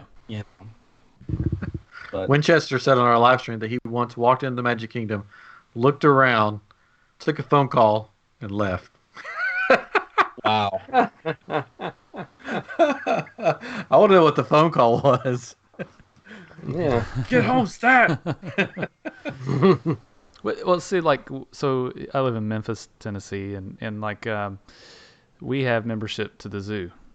Mm-hmm. So that's a great we'll zoo. go for maybe an hour or less, and just go to a certain part and be happy, because it's a great zoo and it feels like you're in a cool park and all this. And if I imagine if I would do the same thing in Disney World, if I lived down there, if I had a pass and I could go all the time, live close enough to go all the time, that I would be content just going in, taking a phone call, or just grab a Mickey bar and leave, or something. If I could do that, if I could be there, I imagine a lot of people do that, but we do. My wife and I go, like Abby and I go.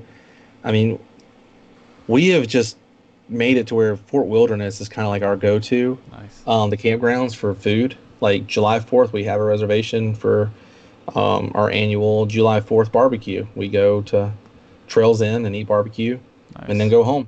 And like I just love Hollywood Studios anyways, and I've gone there and I went over and sat by Gertie the dinosaur and just sat there for a little while, listened to the music, and I was like, well, I think I'm gonna walk down the Tower of Terror, just see what's going on Sunset Boulevard, and then head out. Yeah. And it's just like, I see people do that all the time. You look at the parks differently. Sure. Being a pass holder. Sure. Because I always tell people who first become pass holders, they try to do this Disney vacation every time they go.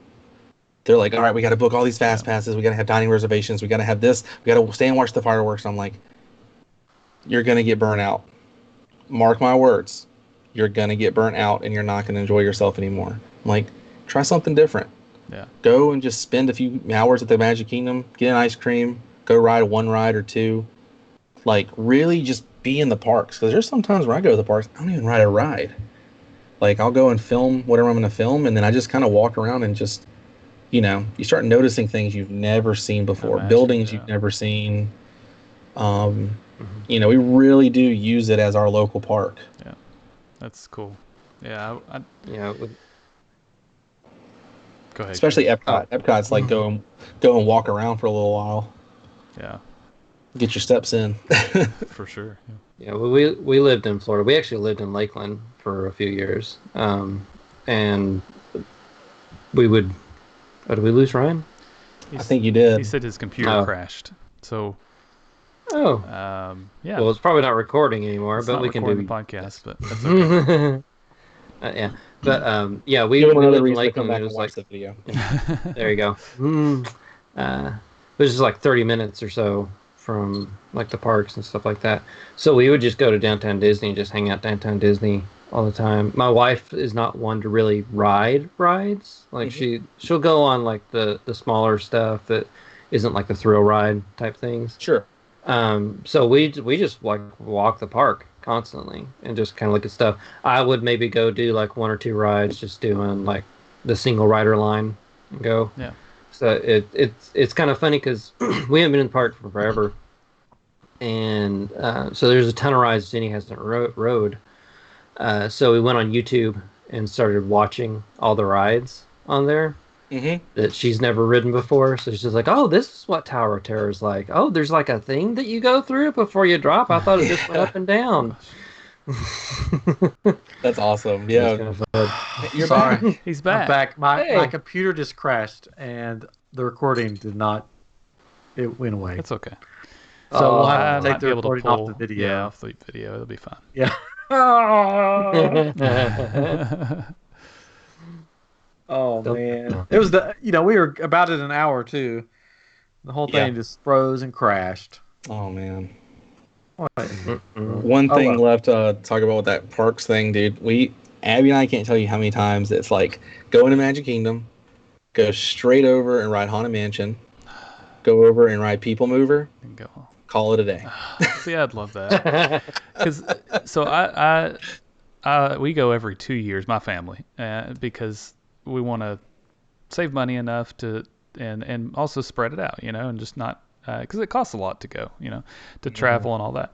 And I love planning it and thinking about it, but then when I'm there, I don't feel like I really enjoy it that much because I'm thinking about, okay, I got to get to this next, and I'm really trying on this next one coming up. It's like I'm leaving a lot of flexibility in there. We made less ADRs, which again we may not even go, whatever.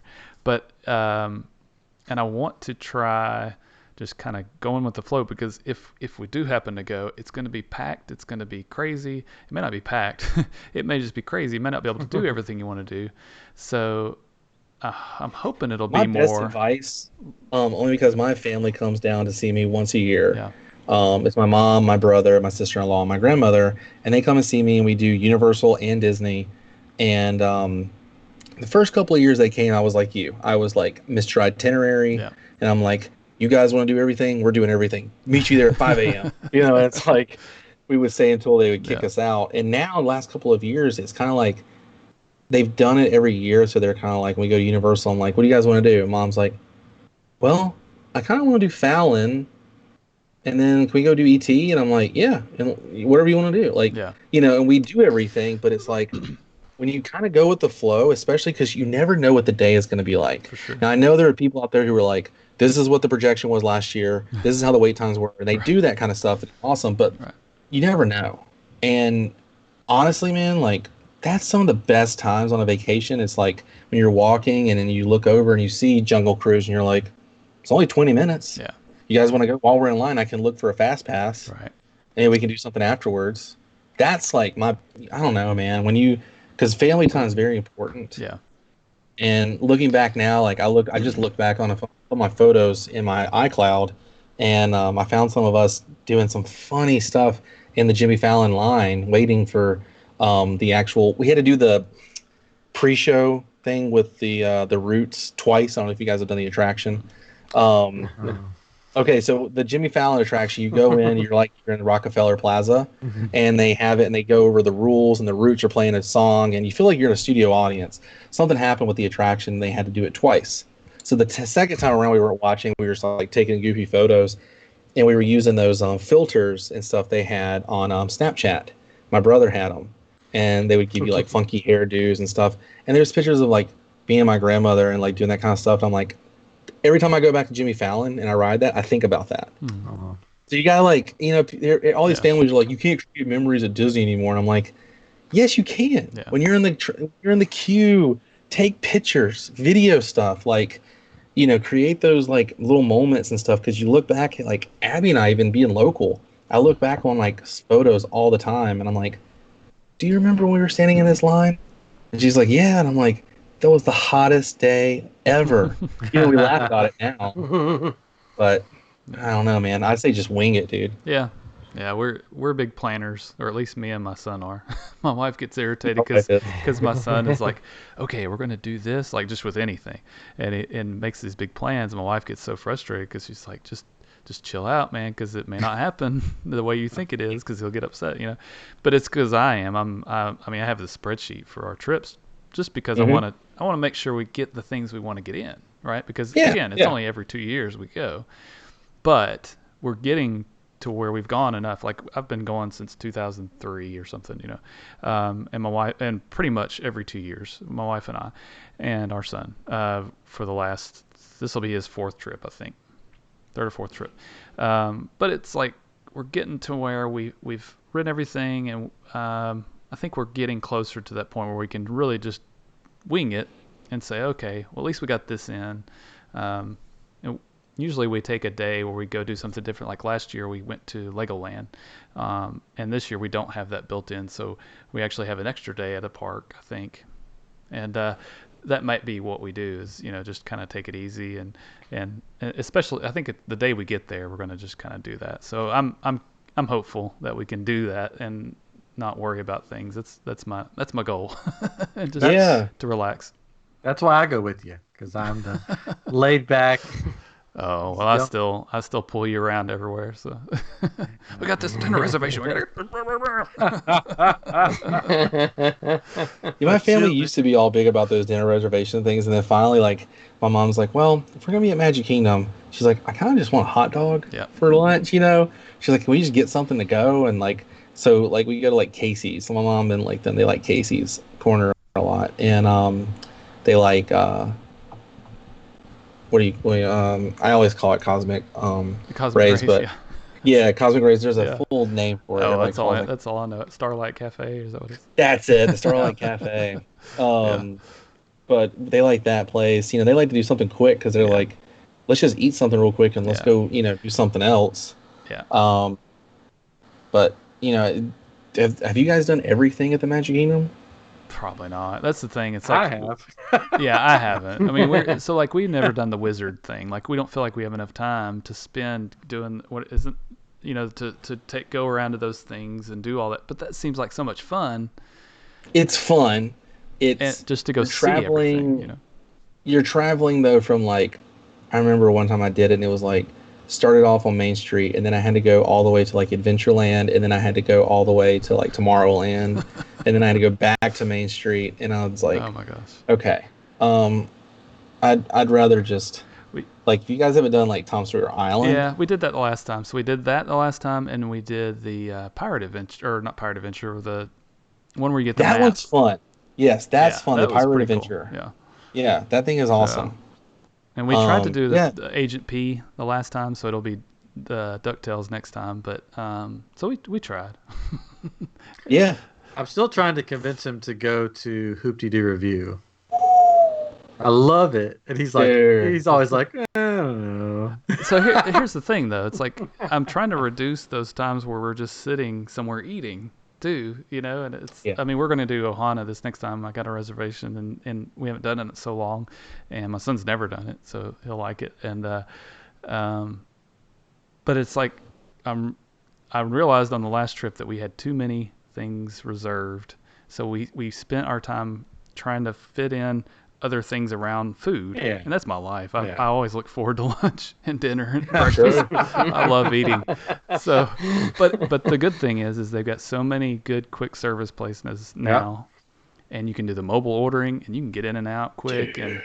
And mobile ordering. I did a video on mobile ordering because I was so stoked about it. I was like, more people need to know about this thing. Yeah. Because, man, like they have mobile ordering now for Dole Whips, and that's a lifesaver. Yeah. Because that line, I don't know what happened, but it was just like all of a sudden, I guess because of the merchandise and stuff, but like I remember, 5 years ago, 6 years ago, going to the park and like getting a citrus swirl was like you just walk up. And if you Dole Whip, you just walked up. Yep. Now it's like there's like extended lines and people handing you a menu. Like you have a.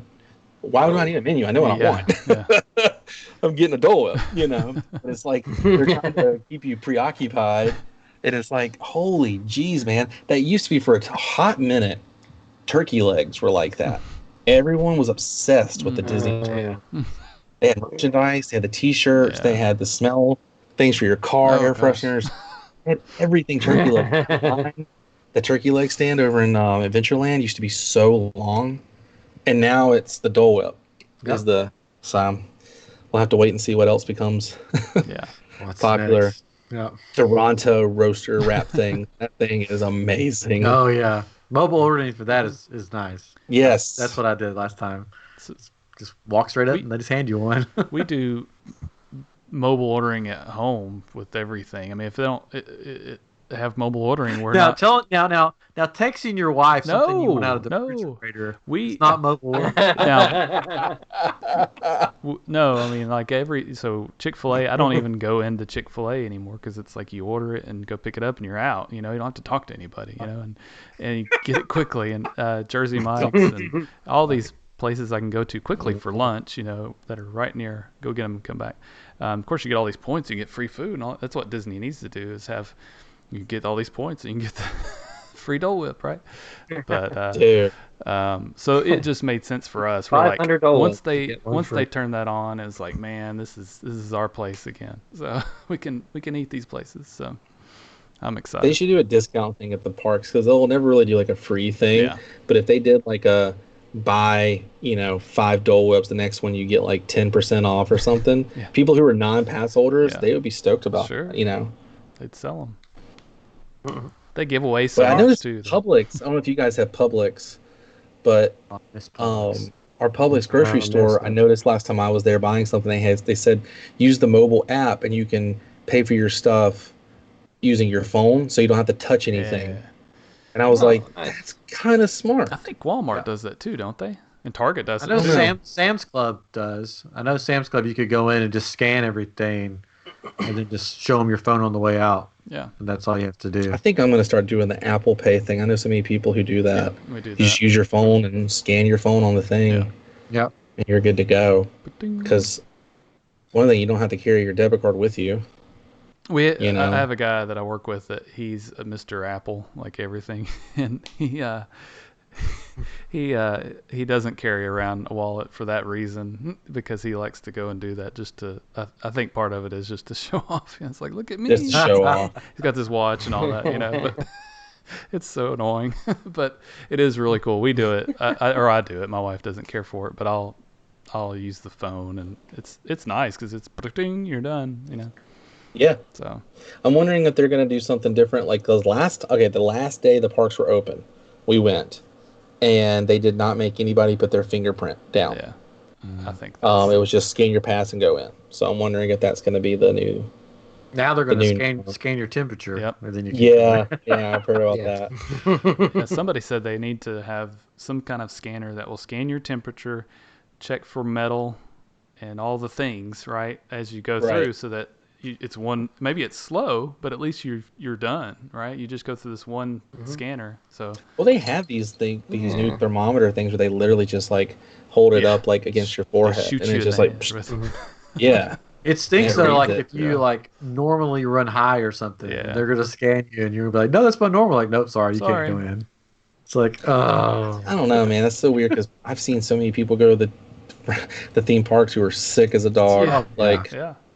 Oh, I remember being there and like this person, I remember talking to this person. It was a person who liked my stuff, and I remember them talking. They were like, my wife's around here. They're just like, she's got the flu, man, but she was like, I'm not missing out. And I was like, oh. Oh my gosh. Goodbye. Like, man, I hope if I was gonna have the flu, I'd rather be cozied up in a hotel at Disney than anywhere else. But man, that's a trooper. When I'm sick, I don't want to go anywhere. Yeah. But it's true. All right, before I don't know what our time is since my 1 hour and 31 minutes. Oh wow! Well, that's for the live video. feed. That's for the live feed. That's with the live. But then, so maybe hour and 15 or something. Yeah. So yeah. So, do you have any? Because you've done a bunch of traveling. Do you have any funny, crazy, or spooky stories from your trips on the road that you might want to just share with us tonight? Yeah, I'll try and keep them quick. I can ramble on for hours. You're fine. Take your time. One spooky one. We were doing the filming locations of Hocus Pocus in Salem, and Abby and I had planned it out for months and months and months on Google Earth, as I normally do, and like get every spot exact. So when I get there, I know exactly where to go. I can knock it out and be done with it. And we had to go to Marblehead for the cemetery scene where they meet up with Jay and Ice, and it's weird. When they filmed Hocus Pocus, they filmed a few things in Salem. They filmed a few things in Marblehead, which is across the river. Technically, it's right down the street. And so when Max is riding his bike to that cemetery, there's one scene where he goes up this like little hill, and there's this tombstone, and I matched that one up perfect. And I was like, this is so cool because it's out in the middle of the woods. Like, you kind of have to trek through the woods, and there's only like 1 or 2 tombstones out there. And Salem, like we're in Old Burial Hill, which is the oldest cemetery like ever. And so we're sitting there, and I kid you guys not, it's just me and Abby out there. All of a sudden, I smell this ungodly smell, and it's not like a dead animal. It's like a dead body almost. Like, it is like this like sour, and Abby doesn't smell it. And I'm like, do you smell that? And she's like, no, I don't. What are you talking about? I was like I was getting sick. Like, I was like, give me a second. And I was like sitting there, I was like, and I was like, you don't smell that? I'm like, come here. But like, I got her like right next to me, and I'm like, smell it. It smells really bad. Just smell. Yeah, smell it. Check out the sock. So like, I kind of like put it behind me because I wanted to get the video done, and weather was perfect that day, and that the rest of the day I had these weird smells. Like, we went for some reason for lunch that day. We were just tired. We were traveling all day doing the filming location stuff. We got Taco Bell. And, I remember going to Taco Bell, and I was like, oh my God, it smells horrible in here. And she's like, what? And I'm like, something is just wrong. Like, something is like, I don't know what it was. And I went home, and I just was editing the video, and I got to that spot when we were there at that cemetery, and I was like, I Googled it. I was like, can you have weird smells in a cemetery? Or like, do ghosts put off weird smells or paranormal? I was just like, I humor myself. And I read on there that spirits that do not want you around can sometimes put a foul smell. And I don't know what you guys, if anybody believes this kind of stuff, I'm, whatever. But when I read that, I was kind of like, that's weird. Yeah, it's weird. And I told Abby, and she was like, that is weird. She was like, I was right next to you, and I didn't smell anything. And I was like, she was like, you were sick. Like, you were like sick to your stomach with that scent. And the rest of the day, like, everything tasted foul, and I was just very sick to my stomach. And he and I have been eating and drinking, doing the same stuff, and I didn't get sick on that trip, except for that one time. So that was kind of weird. That was kind of a little spooky. And every time I see that spot, yeah, ghost farts. Some ghost went right up to your face and just farted right in it. He was just like, either that or your wife eating something that gave her a big gas that she didn't want to. Exactly. She's like, I don't smell anything. I don't know what you're talking about. Must be a ghost fart. Like, when I watch that movie now and I see that scene, I can like vividly remember just that feeling. And then if I like go back and watch my video or something, I'm like, oh, I feel it. It's weird. It's so weird, man. That's happened. Adam and I always, when we're together, we always laugh too, because when we go and film something funny always happens, like something crazy like we meet some weird person or something. Just I don't know. You bump into some interesting characters when you're out doing filming stuff. I've run into people like I was sitting there filming something at the parks. This always happens too. It's not just like at the Disney parks. It's pretty much anywhere in the world. If I'm out there holding my phone or my camera and I'm getting it right on the right spot and I'm sitting there, I've had people physically walk up right next to me and look at what I'm doing. They get their camera and they take this back picture. And I'm like, dude, why are you taking a picture of this brick wall? Like, there's no significance to this brick wall to you, unless you know that this brick wall was used in an episode of Boy Meets World. You know what I mean? It's like, if I'm going to film a location or something, it's like, what is... And I mean, they are like touching my shoulder, like, I've had them do that, and I'm like, is he joking? That's so weird. Like, I'm looking around like are they, you know, are they making fun, or is he trying to be funny? And it's like, no, they're being serious. Wow. Also, another thing that happens every time I film, and Abby notices it now too, and she starts laughing. I could be in a desert island by myself, not a soul within 100,000 miles, and as soon as I click that record button, clear my throat, something turns on, siren, someone starts talking, a kid starts crying. I've had people, like, I start to go film, and this guy just right next to us has this sneezing fit for 5 minutes. And it's like so loud where I'm like, I can't film this right now. I remember one time Adam was with me. This is what I was talking about with us. I was trying to get this one scene, and this lady kept turning her ECV on and doing the beep, beep. And you could listen. Finally, when I was filming it, it went on, and I just like screamed. I was just like, ah! Because I could not get this one scene in, because every time I went to talk, the beep, beep, beep would cut on. It's just stuff like that happens all the time. You got to roll with it, you know. Now I'll just talk over it. I don't care. Yeah. You know, that's another thing about growing with doing the filming stuff. But yeah, the Hocus Pocus thing, man, I still think about that. That was just too weird. Huh. Ghost farts. That's another name for this episode. Yep. The only other time I've ever had anything crazy like that happen too, I filmed years ago. And I still have the footage. Just put it on YouTube. It's on my channel. I went out to Kissimmee and filmed in another graveyard. And my camera shut off while we were out there for some strange... I mean, it just shut off. Took the battery out, put it back in, and then it turned back on. I had the footage still up to that point. All of a sudden, it just... There was no rhyme or reason for it to do that. It wasn't hot. It wasn't... I've never had it happen before. So... There you go.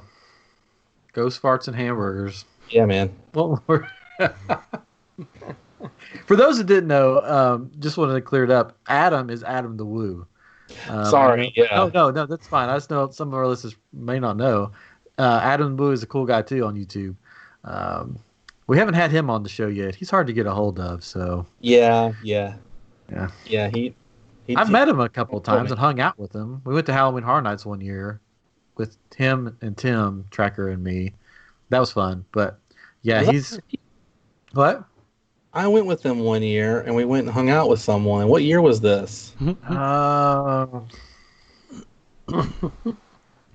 Did you guys have Express? I did not. Okay.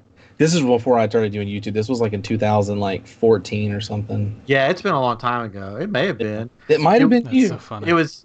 I just remember that most of the night it was Adam and myself talking while Tim was taking pictures with people. Yeah. And Adam was like, man, he needs to chill on that. Just tell him he's got to go. Yeah.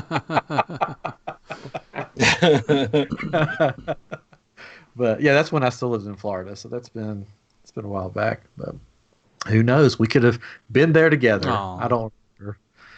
I don't know. But anyways, well, thanks for coming back on, man. Oh, anytime. You guys are awesome. I feel like I can just hang out. It's weird. That's cool. That's what we're all about, just hanging out and having fun. Anybody on I know we're a little behind. Anybody on the live stream got any questions before we wrap it up? There'll be a delay. Yeah, there's going to be a delay. There'll be a delay. So did you all watch the Goonies thing out here? We can fill in time here. The Goonies interview with Josh Gad. So yeah. I didn't get to see it yet. Oh my gosh, it's incredible. You got to watch it. If you're a Goonies fan, you'll love it. I have to the point where I have a chunk of the original porch. Oh my goodness. Years ago, they renovated the porch that wraps around, and they donated pieces of it with the original paint. And they went out and took a picture and made this really cool card that says "Own a piece of the Goonies house," and it has like all the proceeds went to kids who play sports with cancer. And it was like $15, and I was like, here's $20. Thank you for a piece of history. And these kids are getting some help, you know, like, that's so amazing. And then I met Corey Feldman at the Goonies reunion they had at MegaCon. And it was him and Sean Astin, and it was amazing. Like, going to the panel was just so cool, because like Sean Astin is one of those, like, just because his dad was a huge celebrity, you know, like a lot of people don't know his dad was Gomez Addams in the original Addams Family, you know, and like his family is just, they are real Hollywood celebrities. And he, you know, Stranger Things and so many things, Rudy, and, you know, I've never seen somebody who sit behind his table and just be so cool with the fans. Like, when I was sitting there waiting for Corey to come back, because I did a private photo with him, and I got him to sign my Jason Voorhees mask, because I love the final chapter, Jason Friday the 13th.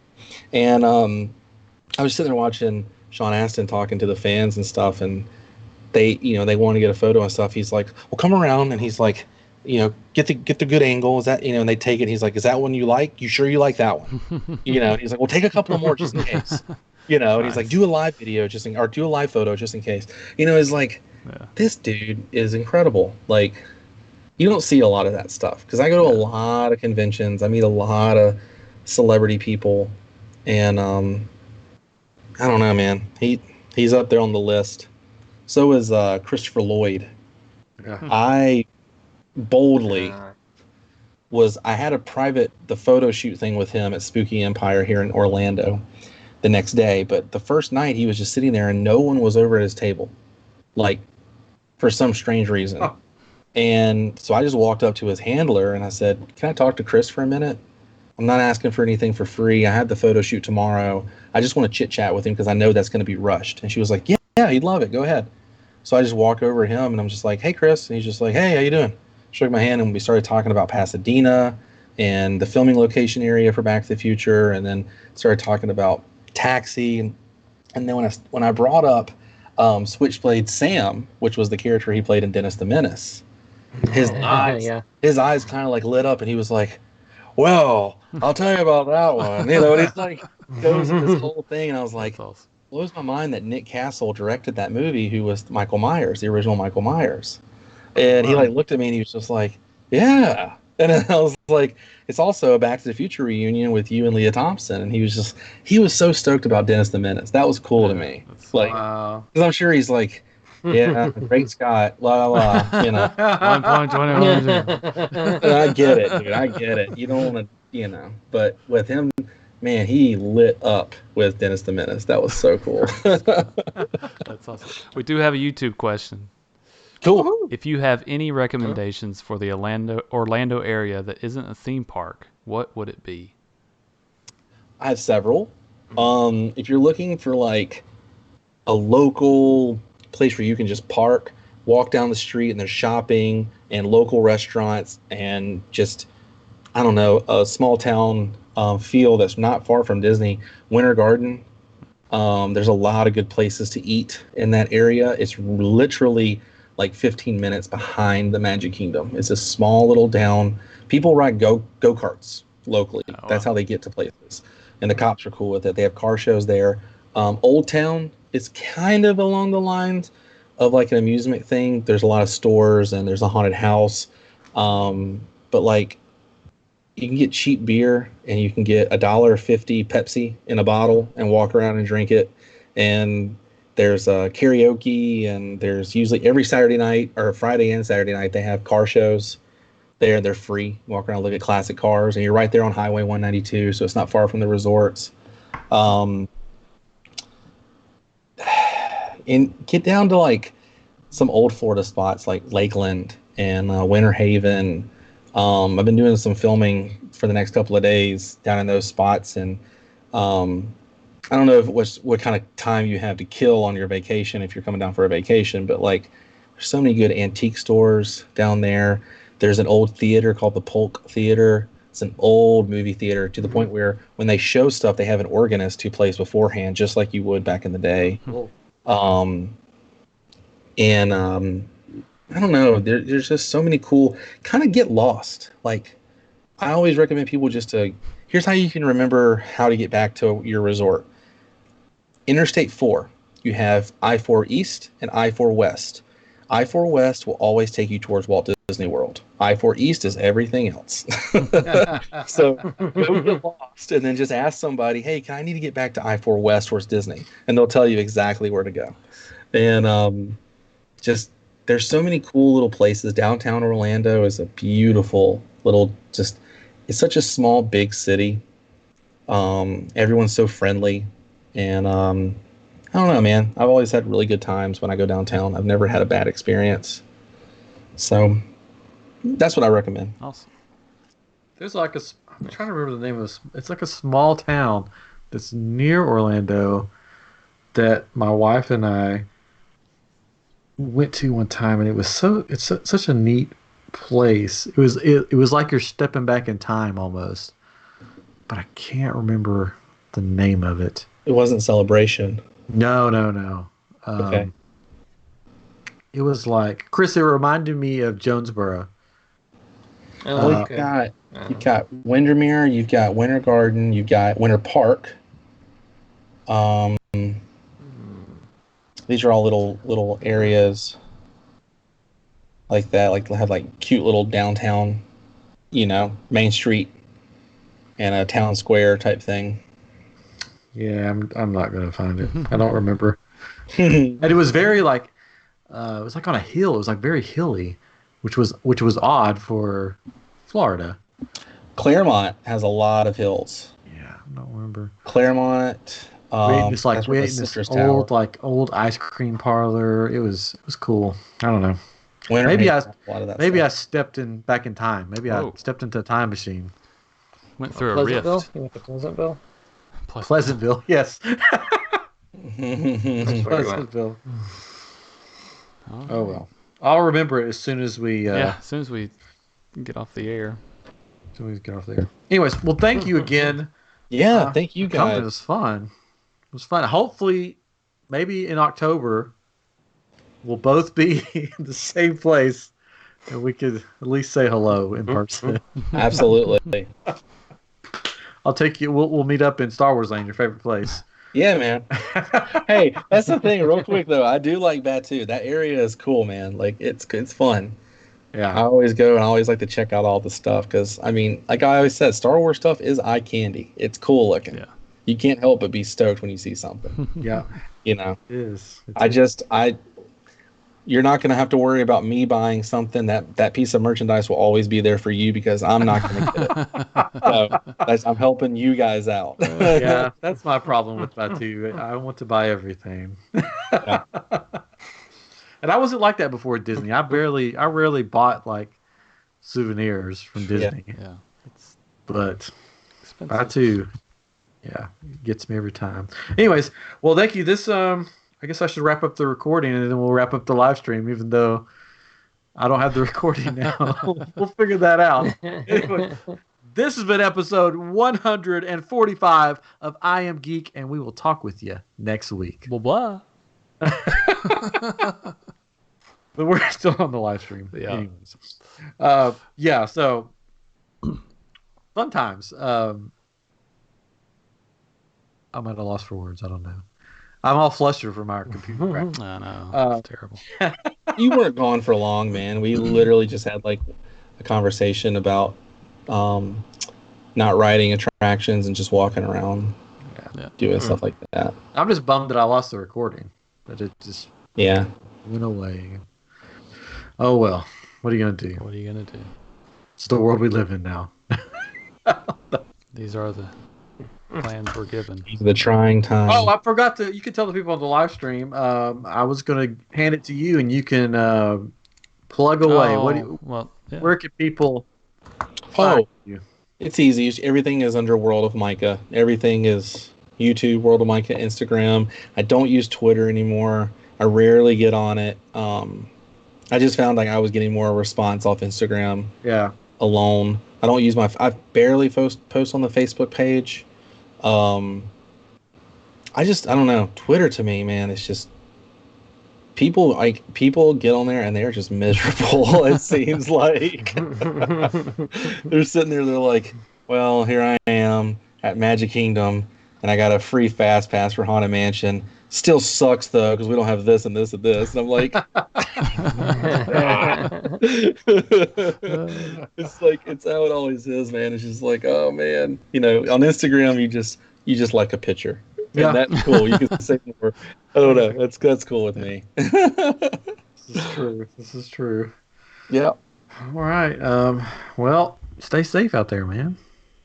I'm trying. I'm not doing anything too crazy. When I'm going out and videoing, I'm keeping my fair share of my distance.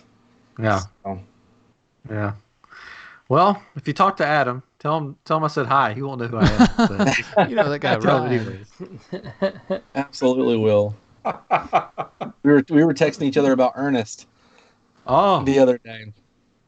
I found some of my I got a lot of Ernest souvenir stuff, man. And we were texting each other. I found it just from packing up from the move. And we were just talking about that. Man. What? It said it's so funny when you're packing or unpacking all the stuff that you find that you don't remember even having. You just awesome. Forget about. It's like Christmas morning with me because I have some Disney and Universal. Like I found an old Back to the Future ticket stub that has Doc on it. It's Back to the Future the ride. I was like, oh, that's awesome. But anyways,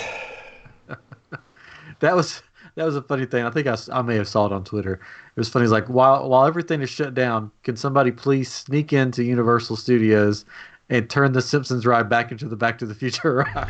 Yeah, I agree. I'm like, yes. I totally agree. Oh man. Well, I don't know. We still got people on watching us, huh? Of course. Of course they are. No. Did we? He's kind of frozen. Oh. Well, computer crash. There he goes. Yeah, my Skype just accidentally quit. Well, now we see the room you're in. Oh no! Hide it. Yeah, everything's been revealed. Don't look. Oh gosh. Oh man. Well, yeah. If you ever want to come back on and just hang out, just let us know, man. I will definitely do it. We will be here.